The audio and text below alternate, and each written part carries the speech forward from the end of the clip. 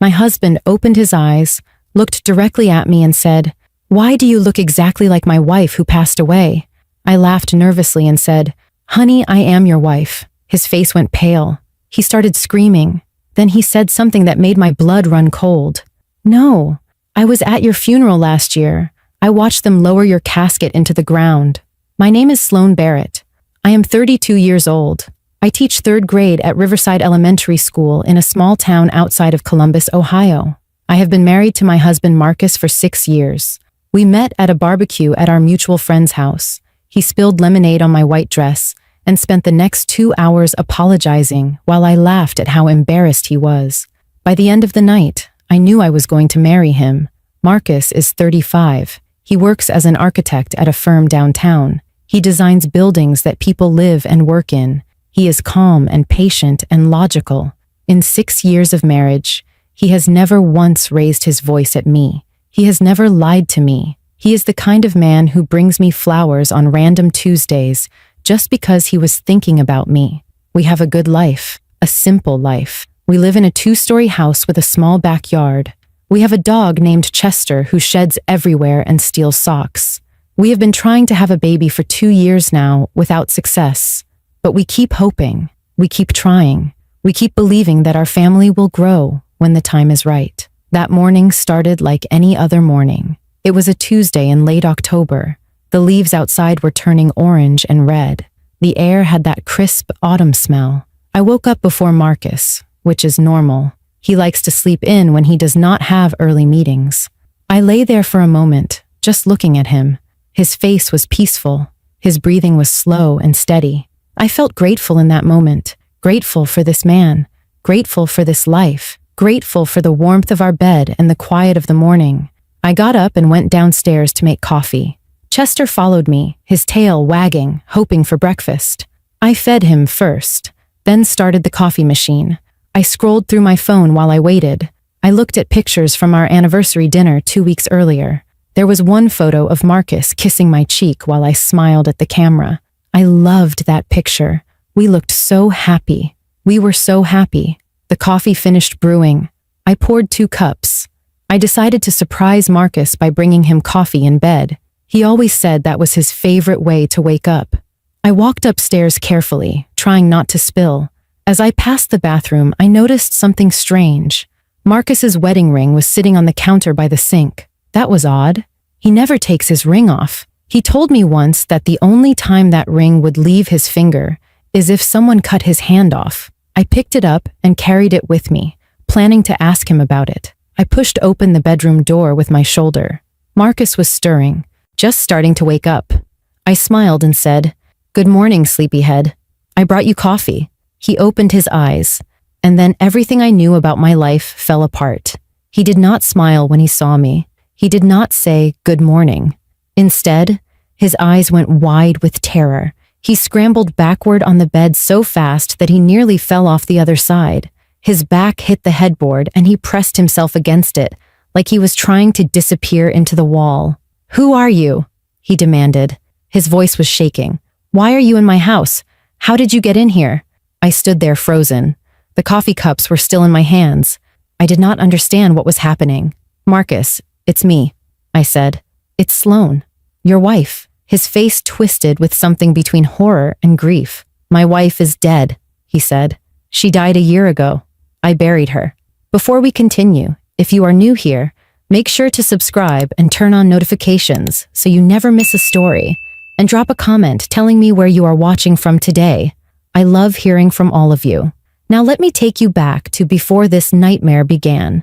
To understand how I ended up standing in my own bedroom while my husband looked at me like I was a ghost, I need to tell you about our life before that morning. Marcus and I built something beautiful together. It took time and patience and a lot of small moments that added up to something bigger than either of us. When we first got married, we lived in a tiny apartment with thin walls and noisy neighbors. We could hear the couple next door arguing about dishes every single night.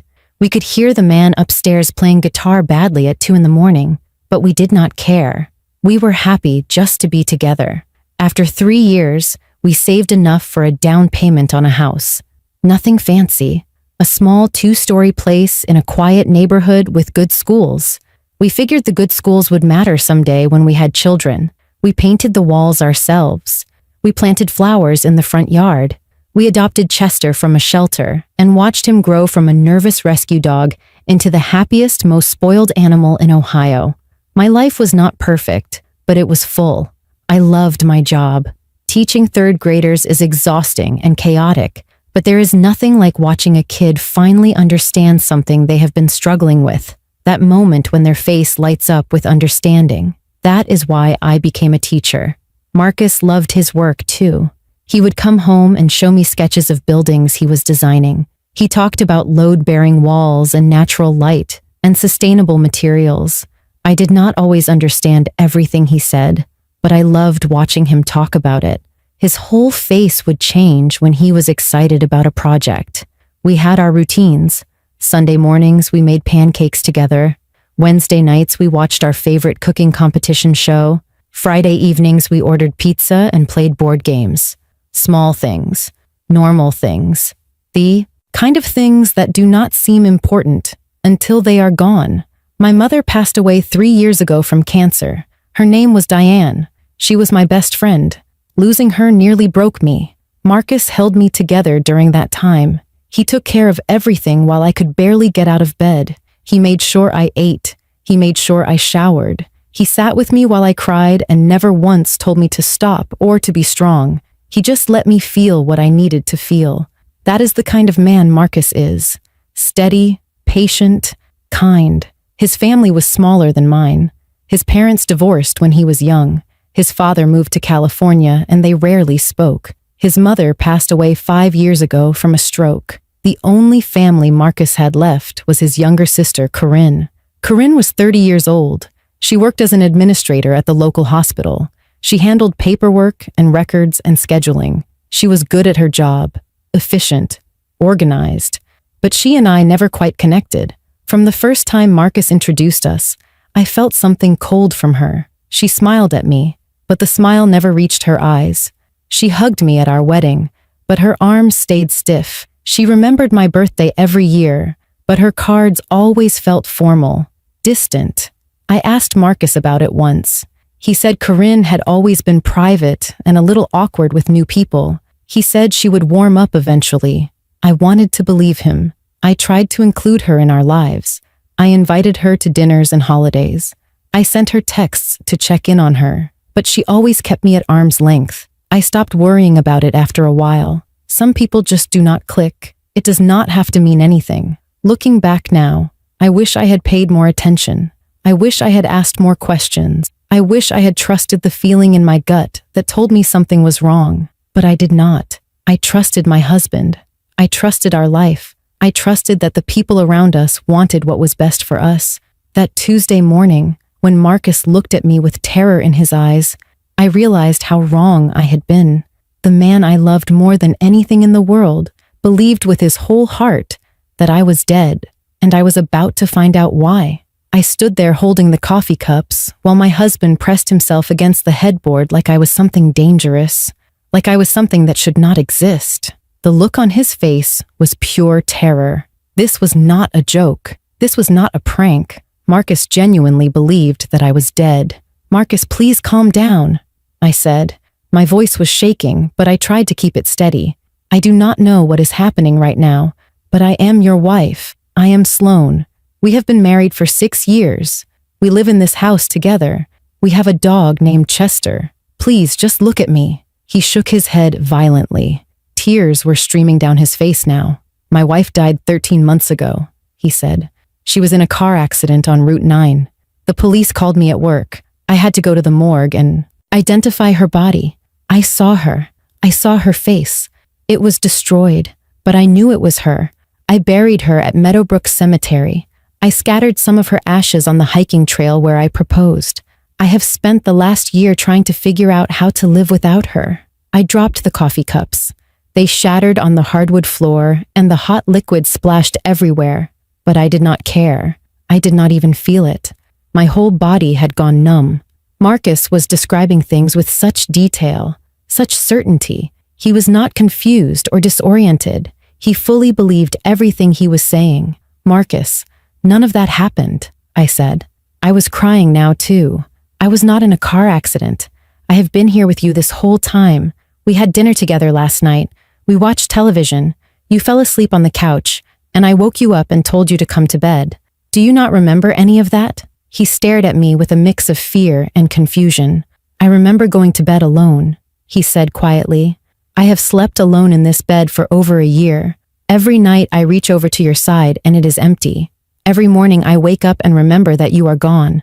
And now you are standing here, looking exactly like her, and I do not understand what is happening. I needed to prove to him that I was real, that I was his wife. I grabbed my phone from the nightstand and pulled up our photos. I showed him pictures of us from 2 weeks ago at our anniversary dinner. I showed him text messages we had exchanged yesterday. I showed him my driver's license with my name and my face and our address. Marcus looked at all of it. He studied every photo and every message, but instead of calming down, he became more agitated. This is not possible, he kept saying. This cannot be real. Either I am losing my mind or you are some kind of imposter. Those photos are fake. They have to be fake. I did not know what else to do. I decided to call someone who could back me up. I called my best friend Vanessa. She and I had been friends since college. She was at our wedding. She knew me better than almost anyone. She could tell Marcus that I was alive and that everything was fine. Vanessa answered on the third ring. Hello? She said. Vanessa, it is Sloan, I said. I need your help. Something is wrong with Marcus. He thinks I am dead. Can you please tell him that I am alive? Can you please tell him that you just saw me last week? There was silence on the other end of the line. A long, heavy silence that made my stomach drop. Sloan? Vanessa finally said. Her voice was barely a whisper. Is this some kind of sick joke? Who is this really? Vanessa, it is me, I said desperately. It is Sloan, your best friend. We had lunch together 10 days ago at that new Italian place downtown. You ordered the mushroom pasta. We talked about your sister's wedding. Sloan is dead, Vanessa said. Her voice cracked with emotion. She has been dead for over a year. I do not know who you are or why you are doing this, but please stop.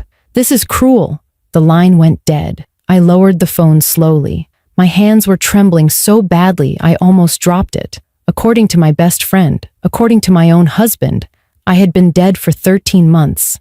But I was standing right here. I was breathing. I was alive. None of this made any sense, and I realized with growing horror that I needed to find out what really happened on the day the world decided I no longer existed. I stood in the middle of my bedroom, surrounded by broken coffee cups and spilled liquid, while my husband stared at me like I was a stranger.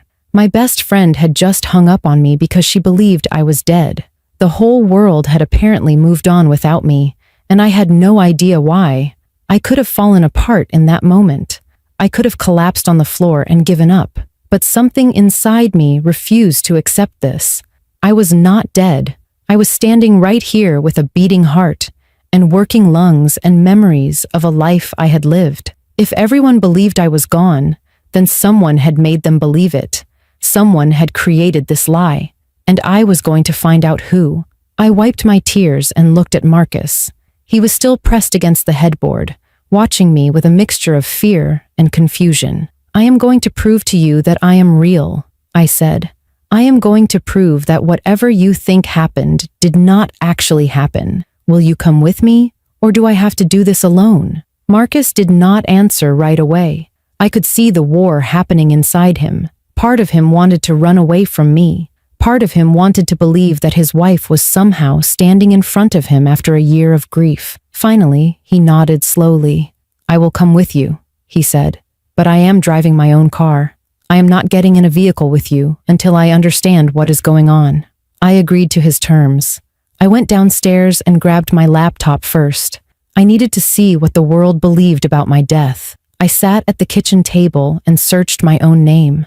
What I found made me feel like I was living in a nightmare. There was an obituary in the local newspaper dated 13 months ago. It had my photo. It described me as a beloved wife and dedicated teacher. It said I died in a car accident on Route 9 and that I was survived by my husband, Marcus Barrett. There were quotes from colleagues and friends talking about how much they would miss me. I found a memorial page on social media. Hundreds of people had left comments expressing their condolences. Former students wrote about how I had changed their lives. Coworkers shared memories of me in the teacher's lounge. Vanessa had written a long post about losing her best friend. Marcus had written that he did not know how he would survive without me. I felt sick reading all of it.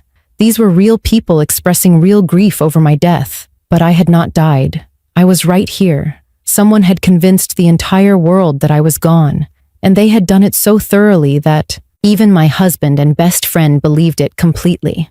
I closed the laptop and told Marcus we needed to go to the cemetery. If there was a grave with my name on it, I needed to see it with my own eyes. We drove separately, just like he wanted.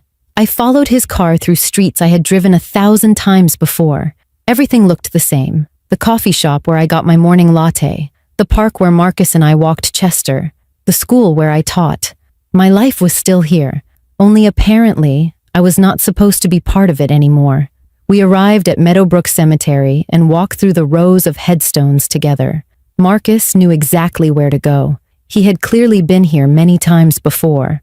We stopped in front of a grave near a large oak tree. I read the words carved into the stone and my knees almost gave out. Sloane Marie Barrett, beloved wife, 1992-2023. The dates indicated I had died on October 15th of last year. I knelt down in front of my own grave and touched the cold stone. This was real. Someone had put a body in the ground and marked it with my name. Someone had buried a stranger and told the world it was me. Then I noticed something important. October 15th. I remembered that day clearly. I had been home with a terrible flu. Marcus brought me soup and medicine. I had photos on my phone from that week showing me wrapped in blankets on the couch. I was not in any car accident. I was sick at home while my husband took care of me. Someone else was in this grave, and suddenly I knew exactly who might have the answers. Marcus's sister, Corinne, had handled the funeral arrangements. Corinne worked at the hospital where bodies were identified. Corinne had always looked at me with cold eyes and distant smiles. Everything pointed directly to her. Marcus and I drove to Corinne's apartment on the other side of town. Neither of us spoke during the drive. There was nothing to say. We were both trapped in a nightmare that did not make sense, and the only person who might have answers was the woman who had always looked at me like I did not belong in her brother's life. I had called the police before we left the cemetery. I told them everything. They thought I was crazy at first, but I gave them enough details that they agreed to send officers to meet us at Corinne's apartment. I was not going to confront her alone. I was not going to give her any chance to escape or lie her way out of this. We arrived at her building and parked on the street. 2 police officers were already waiting nearby in an unmarked car. They nodded at me as I walked past. Marcus stayed close behind me but kept his distance. He still did not fully trust me. He still did not fully believe that I was his wife. I could not blame him. His entire reality had been shattered, just like mine. I knocked on Corinne's door. There was a long pause. I could hear movement inside. Then the door opened, and Corinne stood there in sweatpants and a loose shirt. She looked tired. She looked like someone who had not been sleeping well. When she saw me, her face did not show surprise or shock or fear. Instead, it showed something else entirely. It showed resignation. It showed the look of someone who had been caught and knew there was no way out. "How are you here?" she asked quietly. "How did you figure it out?" "Figure what out, Corinne?" I demanded. "That you faked my death? That you made everyone I love believe I was gone? That you buried a stranger in a grave with my name on it?" Corinne did not deny anything. She just stepped back and led us into her apartment. The police officers followed us inside. Marcus stood near the door with his arms crossed, staring at his sister like he had never seen her before. "I did it for him," Corinne said. She was looking at Marcus now, not at me. "I did everything for him. You were never right for him. You were taking him away from his family, from me. I watched him fall in love with you and forget that I existed. I watched him choose you over and over again, while I sat alone waiting for him to remember that I was his sister, that I loved him first." Marcus's face went pale. "What did you do?" he whispered. Corinne sat down on her couch and started talking. She told us everything. A year ago, a woman died in a car accident on Route 9. The woman had no identification. She had no family. She was a Jane Doe with injuries so severe that her face was unrecognizable. Corinne saw an opportunity. She worked at the hospital. She had access to records and files. She changed the Jane Doe's paperwork to match my information. She falsified dental records to confirm the identification. She called Marcus at work and told him his wife had been in an accident. She took him to the morgue and showed him a body so damaged that he could not possibly know it was not me. She handled all the funeral arrangements so no one would look too closely. She made the whole world believe that Sloan Barrett was dead, but that was not the worst part. The worst part was what she did to Marcus afterward. She admitted that she had been drugging him for the entire year. She put medication in his food and drinks that caused memory problems and confusion. She slowly rewrote his reality. She made him forget the real memories and accept the false ones. She isolated him from friends and family so she could be his only support. She was positioning herself to become the most important person in his life. Marcus collapsed into a chair. He was shaking. Tears were streaming down his face. His own sister had stolen a year of his life. She had made him believe his wife was dead. She had poisoned him and manipulated him and twisted his mind until he did not know what was real anymore. The police officers stepped forward and put handcuffs on Corinne. She did not resist. As they led her toward the door, she looked at Marcus one last time. "I did it because I love you," she said. Marcus turned his face away. He could not even look at her. "I had a sister once," he said quietly. "She died the day she decided to destroy my life." Corinne was taken away. The door closed behind her, and Marcus and I were left standing in the silence, trying to figure out how to put the pieces of our shattered lives back together. The weeks that followed Corinne's arrest were some of the hardest of my life. You would think that proving I was alive and exposing the truth would make everything better, but trauma does not work that way. You cannot just erase a year of grief and manipulation and expect everything to go back to normal overnight. Marcus had to go through medical treatment to flush the drugs from his system. The doctors said Corinne had been giving him a combination of medications that caused memory distortion and made him highly suggestible. She had essentially been rewriting his brain for an entire year. The recovery process was slow and painful. Some days Marcus would wake up confused about what year it was. Other days he would look at me and start crying because he suddenly remembered something real from our life together that he had forgotten. I stayed by his side through all of it. I held his hand during doctor appointments. I sat with him during therapy sessions. I reminded him of our memories when the false ones tried to take over. I told him about our wedding day and our first apartment, and the time Chester ate an entire pizza off the counter. Slowly, piece by piece, my husband came back to me. The hardest part for Marcus was accepting what his sister had done. Corinne was the only family he had left. Their parents were gone. He had no aunts or uncles or cousins he was close to. She was supposed to be the one person he could always count on. Learning that she had betrayed him so completely nearly destroyed him. He went through stages of denial and anger and grief. He blamed himself for not seeing the signs. I told him over and over that none of this was his fault. Corinne had fooled everyone. She had fooled me too. I reconnected with Vanessa a few days after Corinne's arrest. She came to our house and burst into tears the moment she saw me. She hugged me so tight I could barely breathe.